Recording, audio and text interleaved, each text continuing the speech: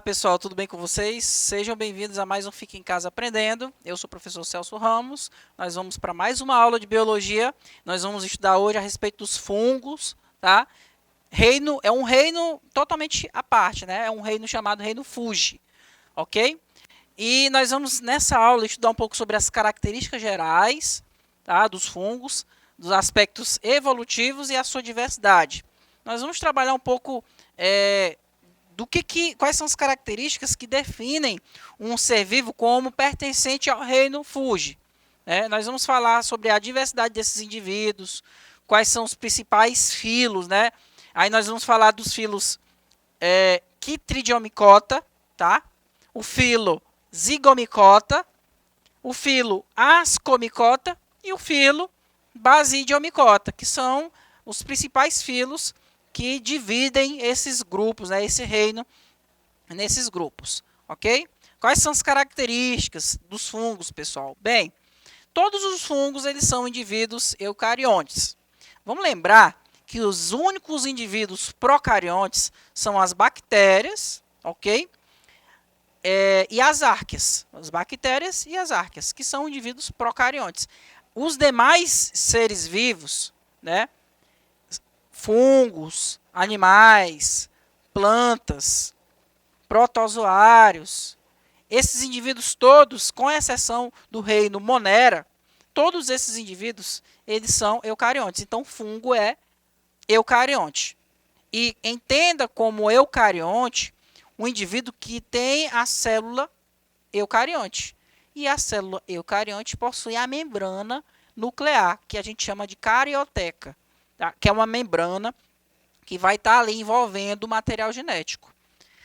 Todos os fungos são eucariontes e heterótrofos, ou seja, eles não produzem o seu próprio alimento, precisam consumir a matéria orgânica no ambiente. Tá? Todos os fungos eles possuem ali, pessoal, parede celular. Antigamente, fungo era até classificado como planta, pelo fato de que o fungo ele tem a parede celular. Vamos lembrar que a célula ela tem a membrana plasmática, o citoplasma e o núcleo. Só que, por exemplo, as células vegetais, além da membrana plasmática, ela tem uma carapaça que a gente chama de parede celular. Só que a parede celular de uma célula de um fungo é formada por quitina. Nas células vegetais, a parede celular é formada por celulose, que é um tipo de carboidrato, né? Um polissacarídeo estrutural. Outra característica dos fungos é que eles podem viver no solo, na água ou no corpo de outros seres vivos. Ok? Então, esses são alguns exemplos de fungos que a gente pode citar. Todo mundo já, por acaso, já encontrou na geladeira uma fruta estragada e percebeu que ela está um pouco esverdeada, esbranquiçada, ou seja, ela foi embolorada. Então, os bolores são fungos, ok? Os cogumelos são fungos. Nós temos o exemplo dos orelhas de pau, que também são exemplo de fungo. Todos esses indivíduos que eu estou mostrando aqui para vocês são fungos multicelulares. Mas existem fungos unicelulares. É o exemplo da levedura, que é mais conhecido como fermento biológico, né? Muito utilizado na fabricação de pães, de bolos. É a levedura também utilizada na fabricação de cerveja, pessoal. Pois é, são fungos que promovem ali o processo de fermentação alcoólica, ok? Então, os fungos eles podem ser unicelulares, que é o exemplo das leveduras, e podem ser multicelulares, que é o exemplo do bolor, né? Dos cogumelos, dos orelhas de pau, como eu mostrei para vocês aqui nesse slide, tá? Esses são os representantes dos fungos. Agora, como é que é a organização estrutural de um fungo? De que ele é formado? Bem, os fungos eles são seres que não são formados por tecidos verdadeiros. Entenda como tecido um conjunto de células que podem ser semelhantes, que exercem funções coordenadas, né? Trabalham em conjunto.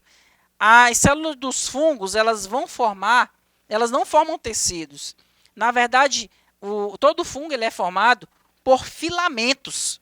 esses filamentos são fileiras de várias células, né, que vão formando esses filamentos. Esses filamentos a gente chama de hifas, tá? Essas hifas, no seu conjunto total, vão formar o que a gente chama de micélio. Tudo isso aqui, o conjunto total de todas as hifas, é chamado de micélio, ok? Só que o micélio, ele vai formar, em algumas espécies de fungos, ele vai ter o micélio vegetativo, tá? O que é o micélio vegetativo? O micélio vegetativo ele é formado pelo conjunto de hifas que vão ser responsáveis por produzir enzimas digestivas, que vão estar, por exemplo, decompondo a matéria orgânica. Por exemplo, um pão velho, né? As hifas que formam o micélio vegetativo vão ficar no interior do pão, né? Digerindo aquele pão que está sendo estragado.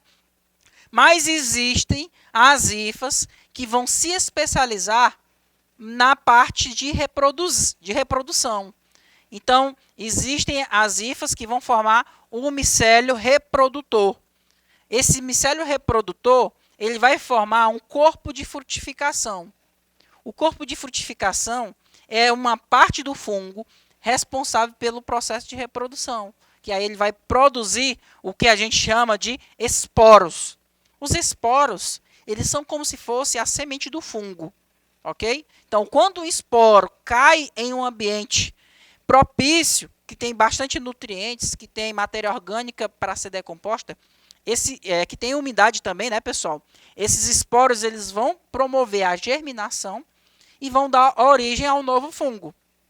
Então, nós vimos aqui a estrutura corporal de um fungo. Um fungo ele é formado por filamentos chamados de hifas.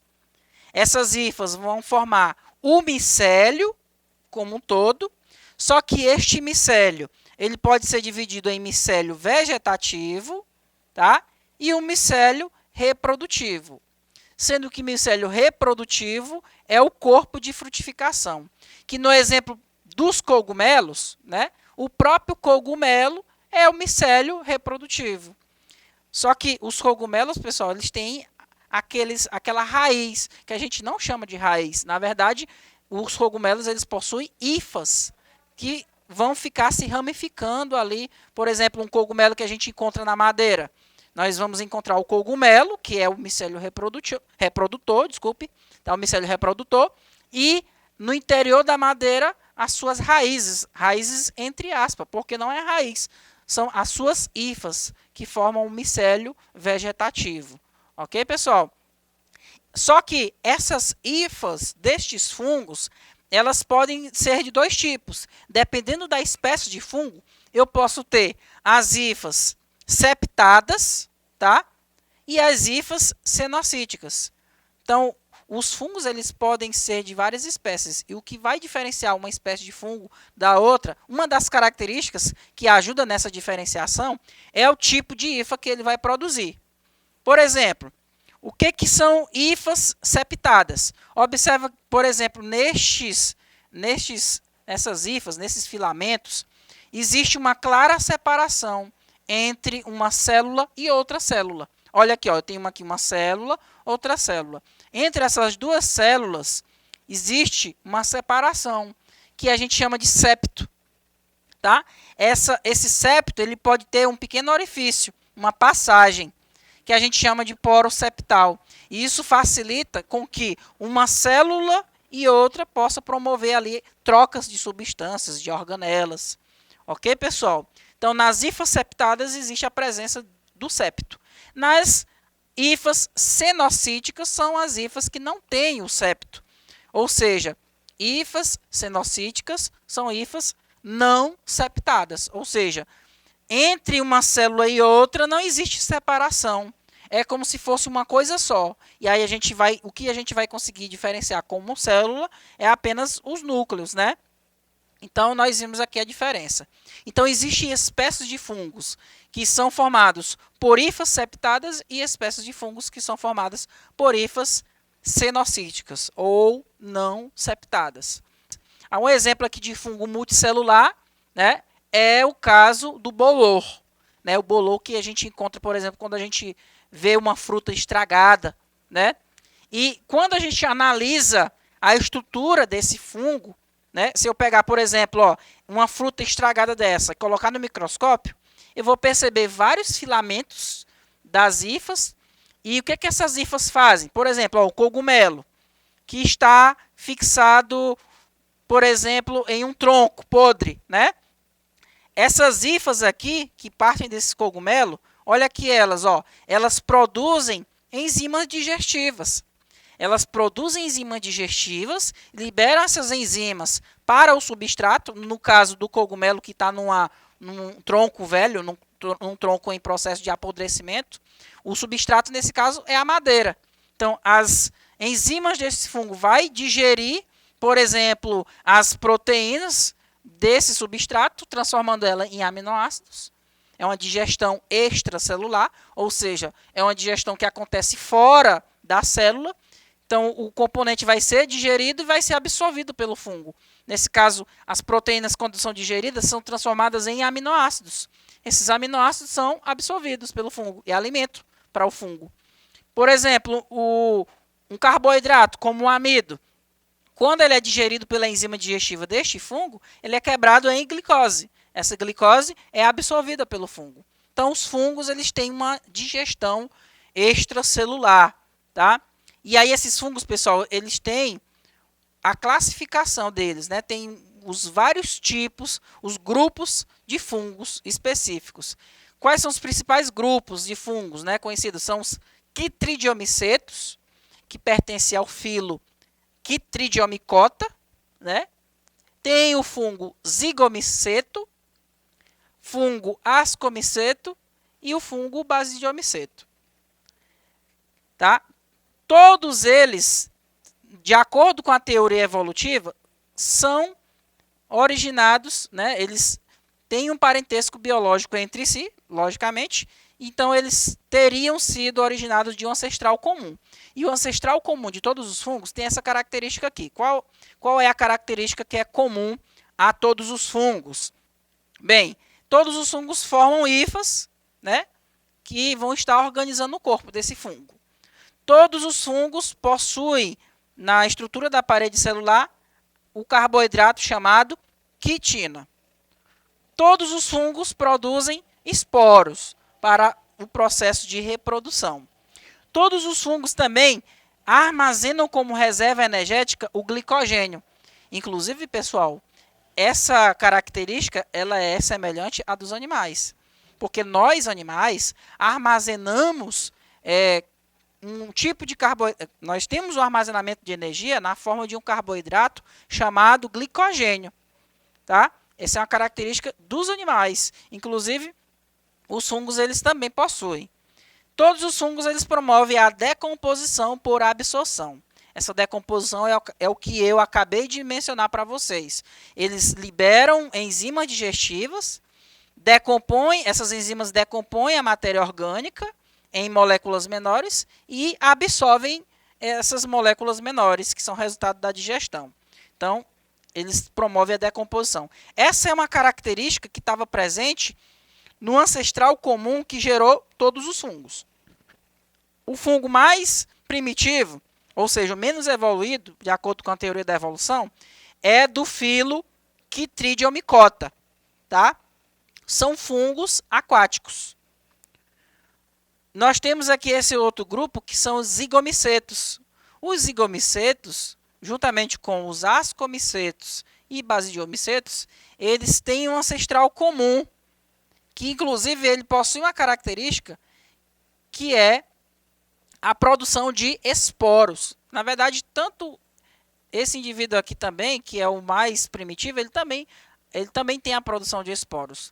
Mas os zigomicetos eles têm o maior parentesco evolutivo com os ascomicetos e os basidiomicetos. Ok? Exemplo de zigomiceto, bolor, que a gente encontra no pão. Exemplo de ascomiceto, pessoal, orelha de pau, né? Que são ele é parecido com cogumelo.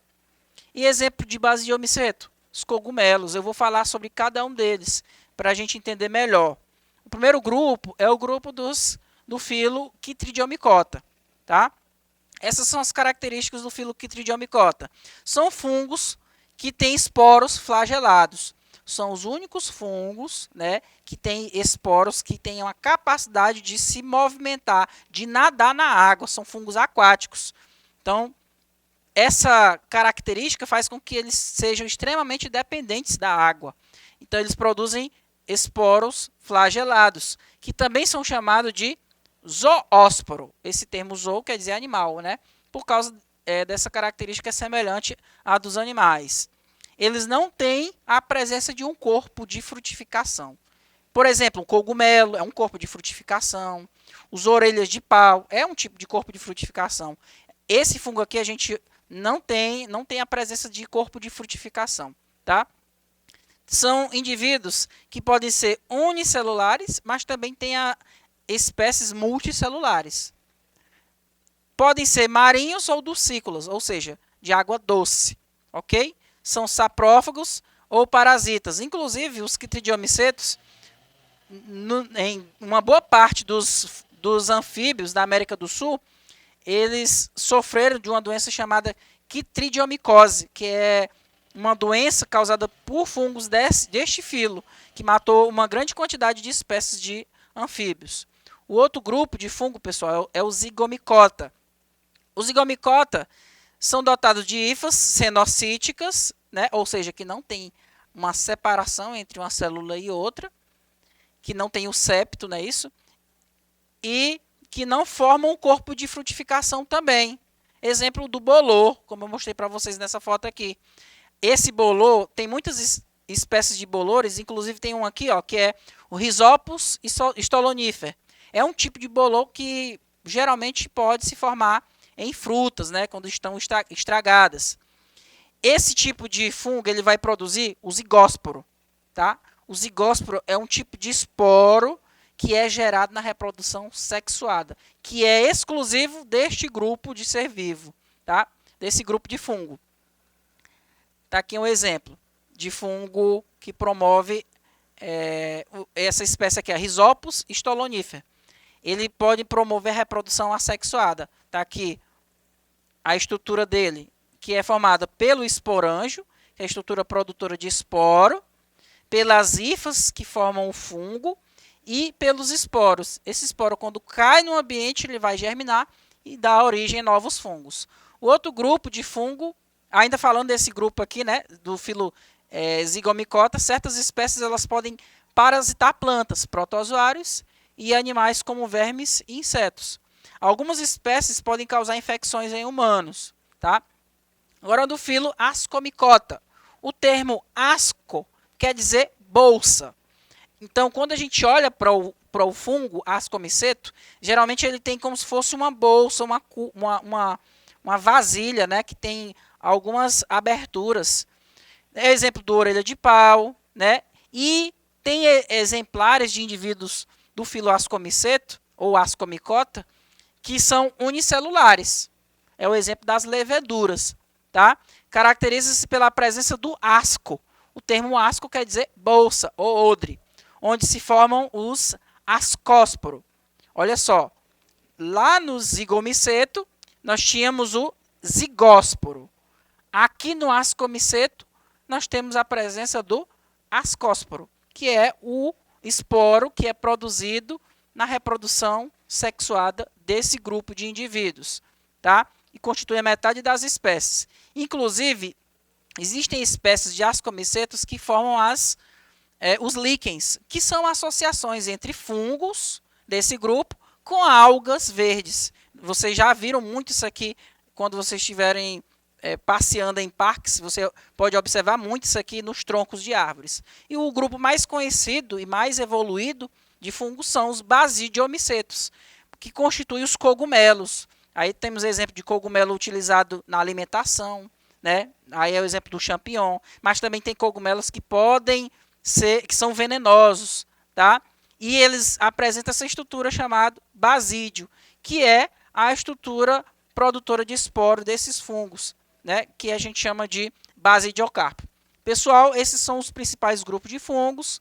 E espero vocês na próxima aula. Tchau, tchau.